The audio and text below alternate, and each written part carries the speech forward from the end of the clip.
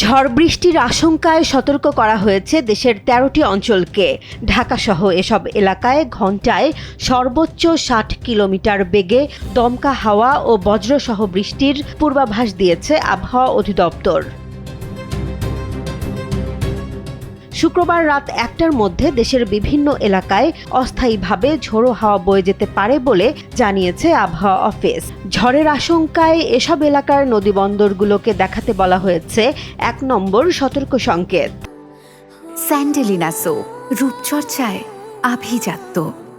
আবহাওয়া অধিদপ্তরের পূর্বাভাসে বলা হয়েছে, যশোর, কুষ্টিয়া, ফরিদপুর, মাদারীপুর, ঢাকা, খুলনা, বরিশাল, পটুয়াখালী, নোয়াখালী, কুমিল্লা, চট্টগ্রাম, কক্সবাজার ও সিলেট অঞ্চলের ওপর দিয়ে পশ্চিম অথবা উত্তর পশ্চিম দিক থেকে ঘণ্টায় ৪৫ থেকে ৬০ কিলোমিটার বেগে অস্থায়ী দমকা অথবা ঝোড়ো বাতাস বয়ে যেতে পারে।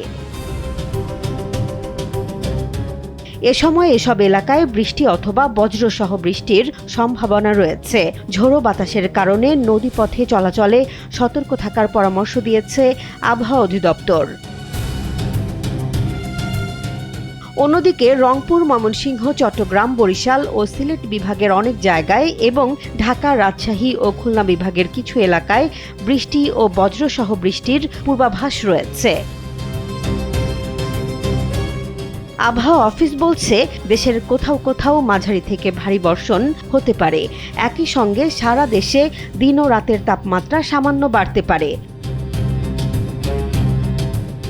হঠাৎ ঝোড়ো হাওয়া ও বজ্রবৃষ্টির এই পরিস্থিতিতে প্রয়োজন ছাড়া বাইরে বের না হওয়া এবং ঝুঁকিপূর্ণ স্থানে সতর্ক থাকার পরামর্শ বিশেষজ্ঞদের। জেসমিন জাহান, কালবেলা।